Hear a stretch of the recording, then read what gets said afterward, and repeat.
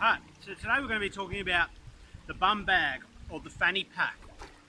I use it for hiking and I use it for survival as well. I've even walked 100 kilometers in 24 hours for Oxfam using this pack. The reason I'm bringing this up as a good survival option is it sticks to your waist or your hips are your strongest pivot point on your body. And it has two water containers or carrying devices on the side.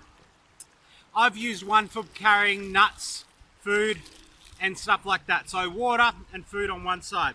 Also with the fanny pack you normally have extra attachments on the side, pockets, as well as exterior pockets and a large interior compartment. So that could be great for moving quickly and gathering items, or even just something different than having a big hiking bag on your back. Now please keep in mind that I do have a little small pocket survival kit.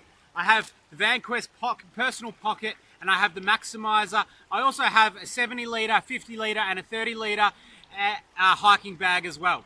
On my personal self, I do carry a flick blade for personal protection with a flint and a torch as well, so I can strike and get fire there. It also has a whistle. I also carry a heavy duty compass. Check out my channel for how to do navigation, make fire, purify water, all that kind of stuff. All right, so getting to the bag.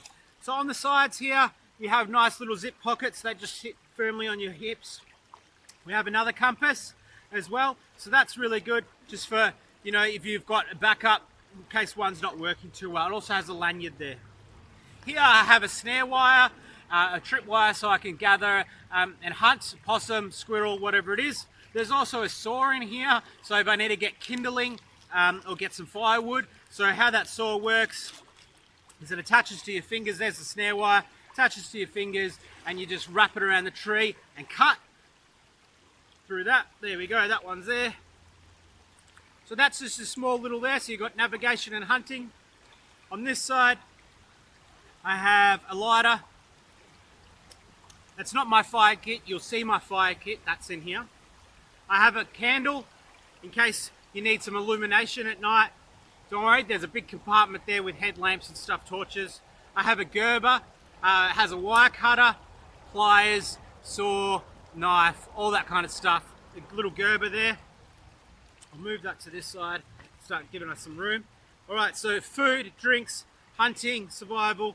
We'll open up this little compartment here. There's this little stash spot.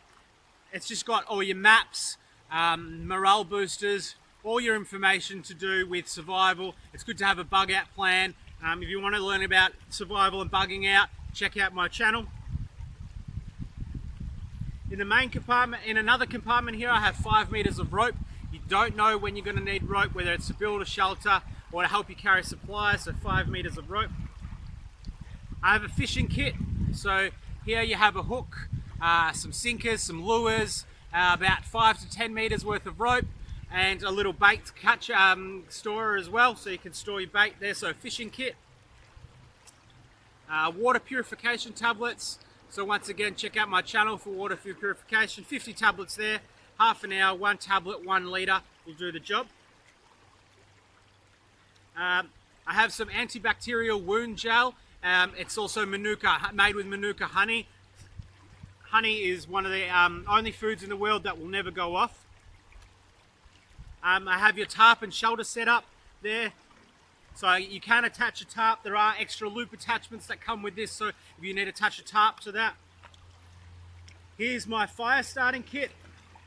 So in this fire starting kit, I have your stock standard fire starter and flint.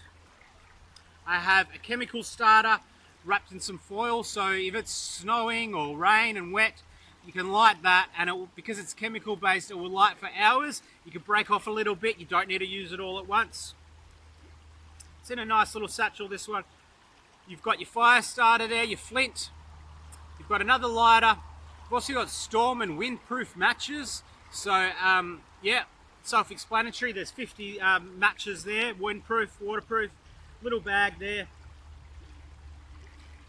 Some anti-inflammatories in case you get stung or you've got a headache, you need to get to the next point. First aid kit will be in one of my other videos. Some sanitary wipes, So in case you need to just clean a wound or just clean something, it's good, especially with the coronavirus. Leave a comment, tell me what you're doing during the coronavirus. Have a 1 litre plastic bag here, so you can use that for gathering water or making a solar steel or carrying berries and nuts, whatever it is. So another little gathering bag there. A sewing repair kit, so needle and thread. So if you need to patch your tent, patch your clothes, whatever it is, patch yourself, you got some sewing and needles there.